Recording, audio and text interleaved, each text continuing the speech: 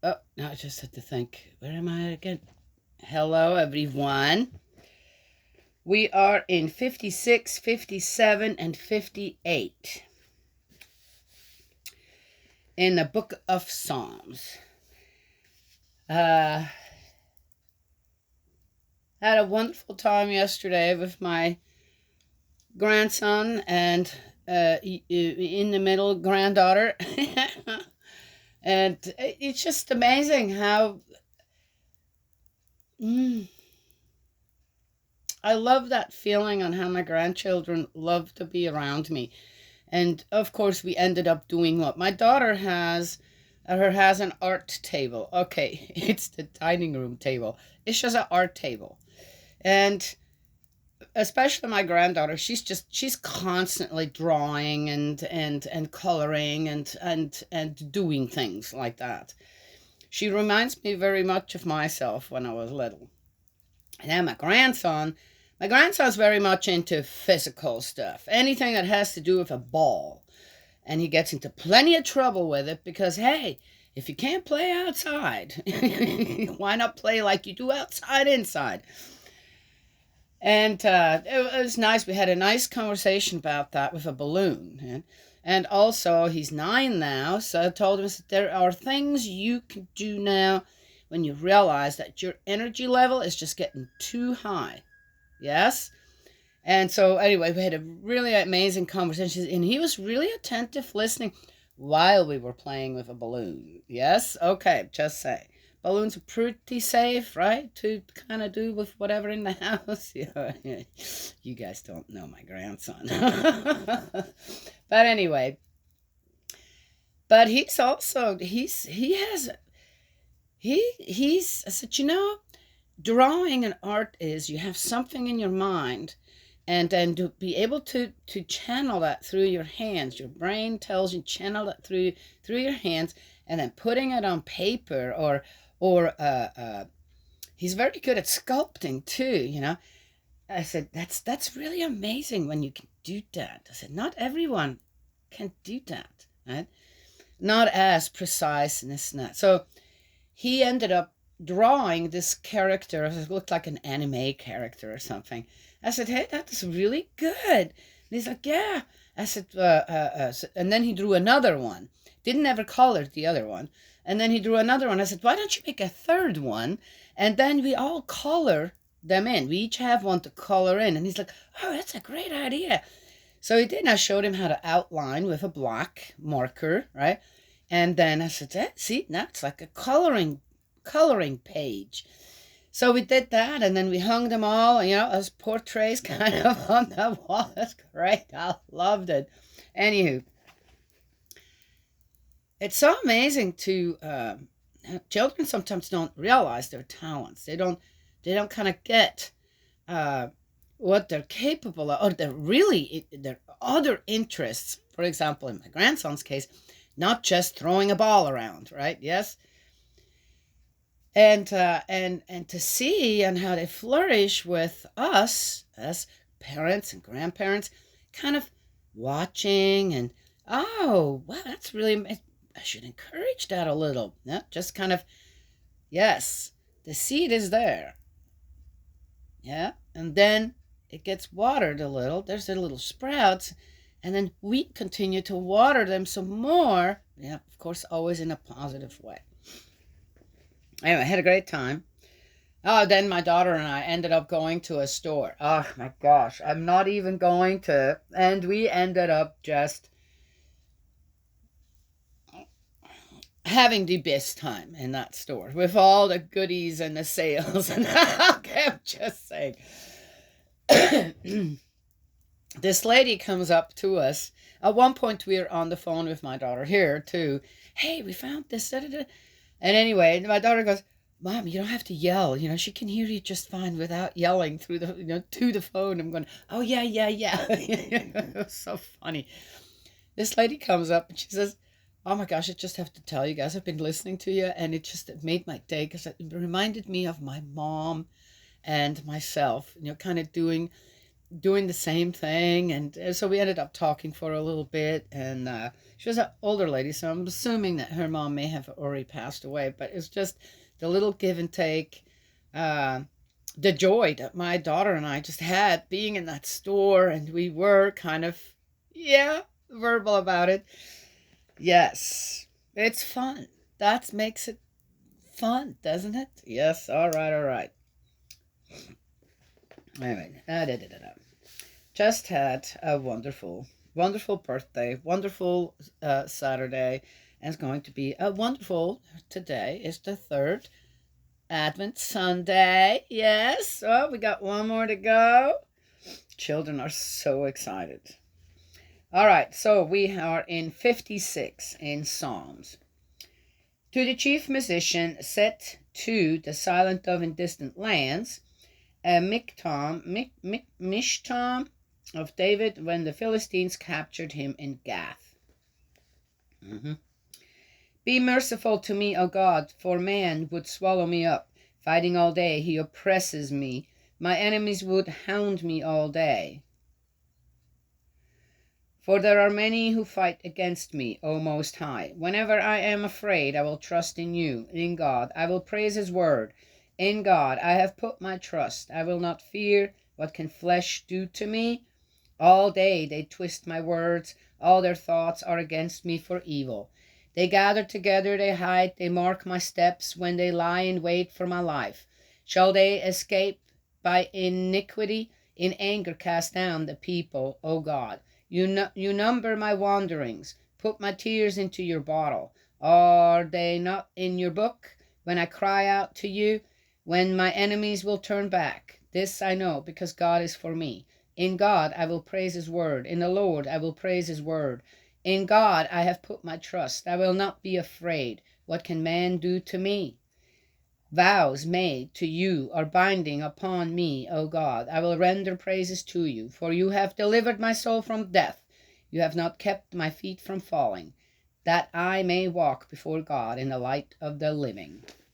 Something came to my mind here, kind of not with this, but with something where he says, all day they twist my words, all their thoughts are against me for evil. I saw an interesting one, and it comes up every Christmas, and I'm so sick of it when it comes down to it.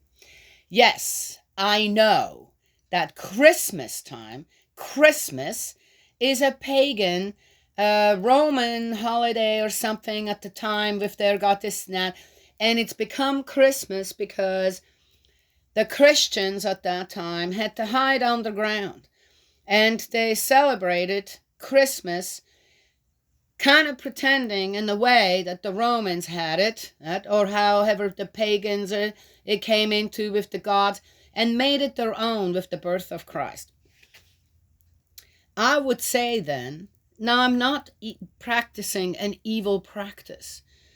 I would say that what many Christians have done and kept to this day is make something that never existed to begin with, and with the other gods, this and that. That was just a fantasy holiday or thing, some kind of a practice that some people just did. Make that into something real. The birth of Christ. Celebrating the birth of Christ. And it comes with Christmas trees, beautifully decorated. It comes with presents of giving and receiving. Give and take. So basically, something that, yeah, people to this day, well, are you practicing it like that? Oh, that was from evil. That came from an evil this and that, and we're celebrating that. No, we're not. We took it. We took a fantasy thing, something that never truly existed. People just kind of idol worship, and made it into something real. Something true. And that means it's restored. And it goes with a Christmas tree. It goes with presents under the tree. Give and take among people. It goes with high spirituality during that time. Yes. Anyway. I find that people's hearts, when it comes to many different things, are way more open in the month of December than they are any other month of the year. I have something really amazing to share, that there was a conflict within my family, and it resolved on my birthday.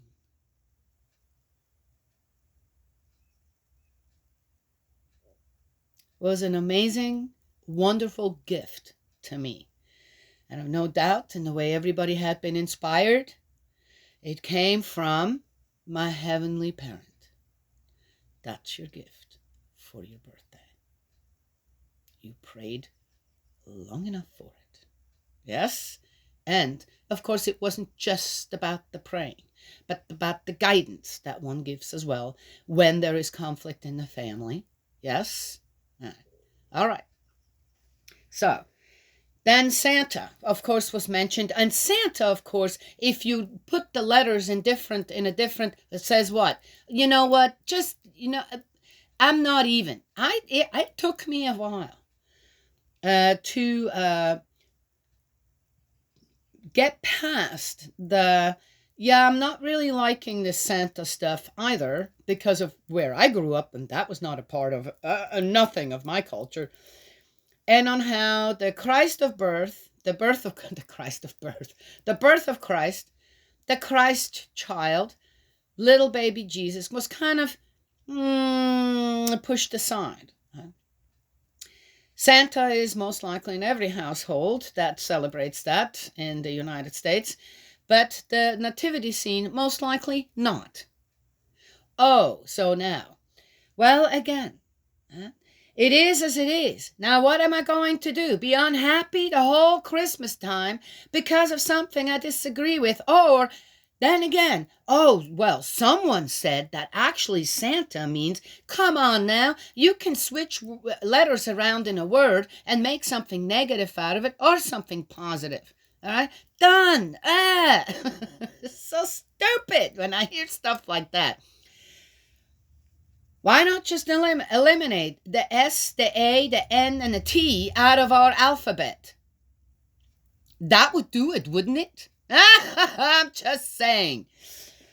So, I've explained that in another video, where Santa and the whole concept of Santa, on how that I don't know, suddenly I just had this thought of, you know what? Why not turn that into the visible God, the visible heavenly parent, right? With all the miracles and the gifts that come from someplace we're just, in a different way, yet so amazingly, and through each other. That's what Santa, his reindeer, the sleigh, the North Pole, the elves, what kind of all represents. This hidden world of give and take with our absolute most high. Oh, it was mentioned in here. Then what did we just do? You know, when you take the sail, the wind, when you take the wind out of a sail that is floating in the negative, and then give it some rest, then turn it around and give wind to the sail towards the positive, then guess what? That's called restoring. That's called what? Not just eliminating something, not just getting rid of it, or put such a heavy, nasty, negative spin on something that, hey, what are you going to do about it? And then make people feel as if, oh, you're doing, oh, blah, blah, blah. Because it's already going in the positive. So whatever, whoever wanted to eliminate Christ out of the equation of Christmas through Santa and all that, obviously wasn't successful and will never be successful. Yes? Just saying. Yeah? And in my own family, I make sure that the nativity scene is in all of my children's households, or when the chance arises to, and that is that.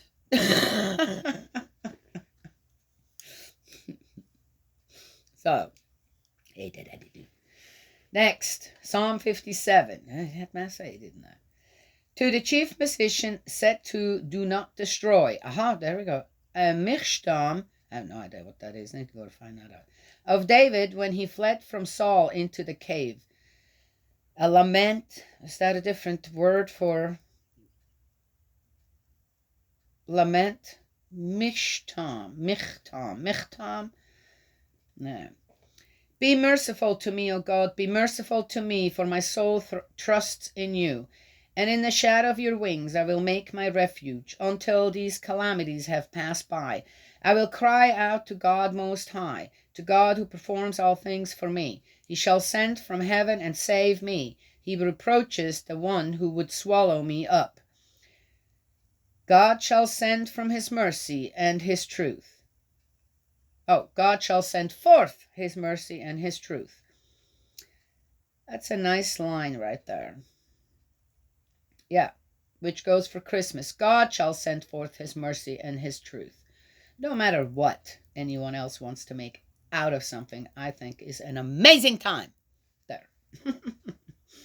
My soul is among lions. I lie among the sons of men, who are set on fire, whose teeth are spears and arrows, and their tongue a sharp sword.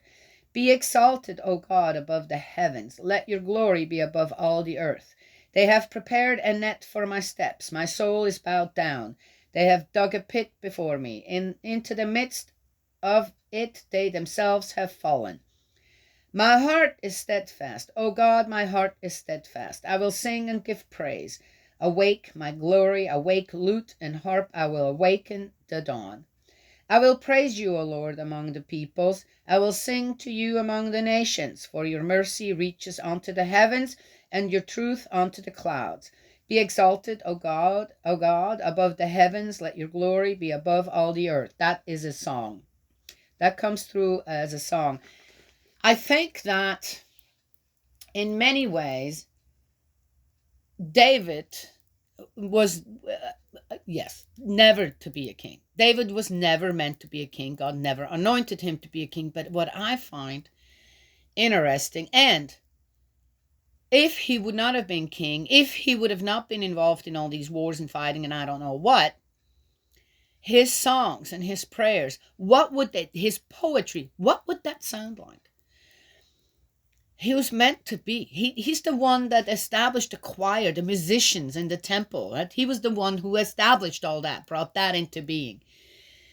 And in a way, though, so sad on how then his emotions and his feelings over what he went through, this and that, when he came to all that, so much lamenting, so much, oh, me, God's taking care of me. And even those, what are you doing, David? Why are you in this state of mind? Right? Heart to mind. How are you in this predicament? But if he didn't, if he would have literally become, I don't know, a high priest or something, or even just a musician or a poet, yes, a singer-songwriter, right? What would have been? What would his legacy be like? Right? Yes? But men decided that David needed to go into a certain direction. Then they pulled God into it so that it had, God said, God anointed, which that's not true. And in a way, and though, right, while he got all this going, then he writes all this stuff. And I can tell that, wow, David, there was some really amazing stuff within you when it came to all that. But it got what? Muddled with other emotions and feelings and things, actions that he did. Yeah. Interesting. Yes. Yeah. There's some real amazing stuff that in this Psalm 57 that comes out that I feel, wow, that's the true David right there. On how through song and lyrics, this and that, he really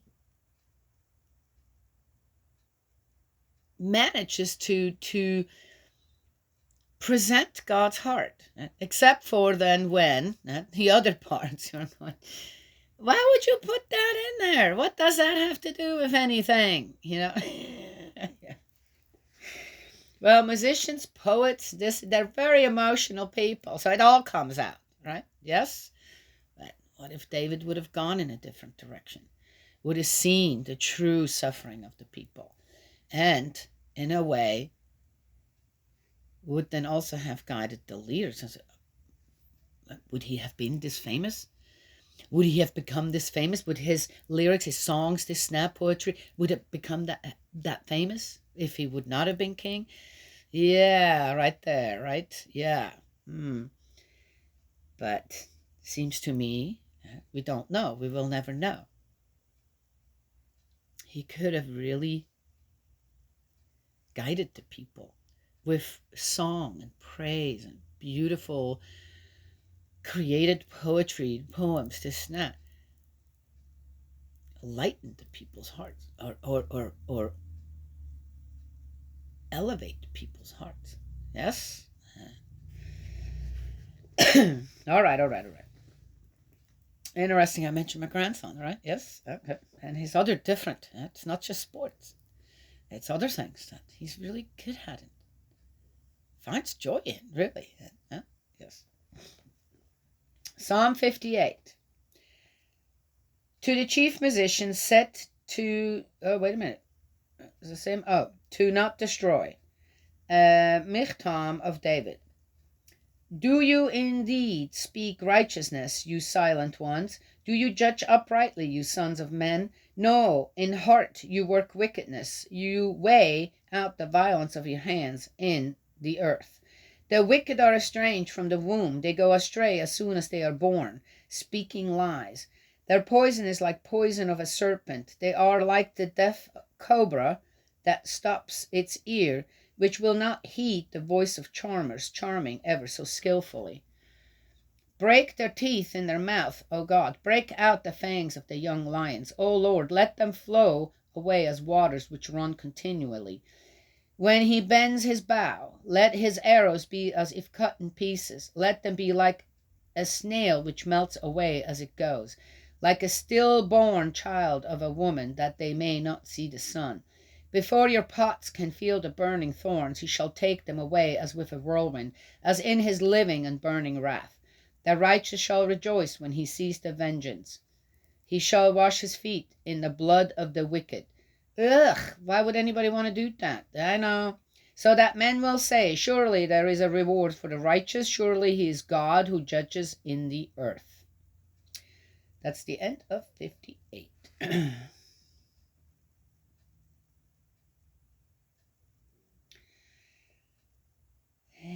I'm glad I said what I said beforehand. This is pretty. So, again, as well, if that's.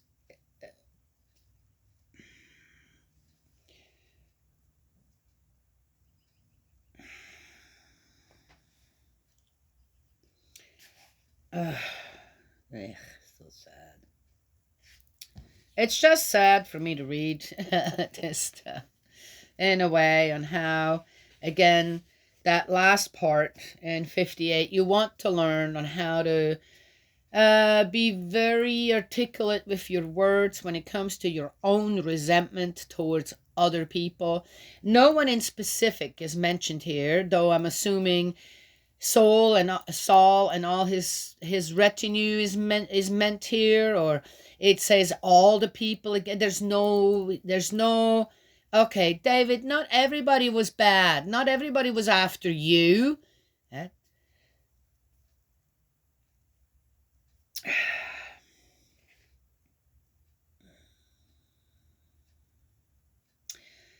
So what do we learn from Psalm 58? Well, if you want to go by the Bible and whatever is in here is God's guidance and that is it, then I guess you're learning how to be resentful, keep your resentment, and in the way to voice it is to wish everything horrible and bad upon people, and then mention things on how you want them to be as stillborn baby, for example, which is incredibly painful for the parents to go through. So, yeah. So his resentment is great. Very great. And again, due to the fact that he had this way with words to express himself, it comes out so strong. Yes, which again tells me David may have had a completely different path, or God may have had a completely different path in mind for David when it came to the time David lived and on what God needed him for. Yes? Anywho, so that's it. That's the end of it. I have to get ready because my daughter here and I are going to go out and do some last minute stuff. Because it's going to be a big long work week for her next week. So, and I'm working. Here is I'm working on the hat for my big dude over here. See, that's going to be the hat. It's going to be a kind of a snow hat. Yes, it's cute, isn't it? Yeah. Then I have to make the scarf. And then I'll just have to assemble everything and make the noses and so close. Yes, I'm so close with everything. I'm so happy. Yeah, making the presents myself is so satisfying for me.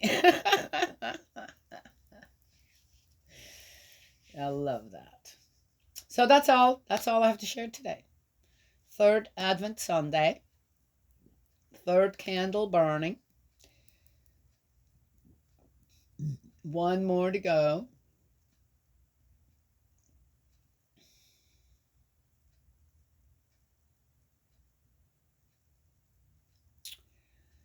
Yes. That's it. How was it? How did I do? Oh, pretty good. May Heavenly Parent bless and protect you and guide you and embrace you with love. And I will talk to you all, God willing, tomorrow.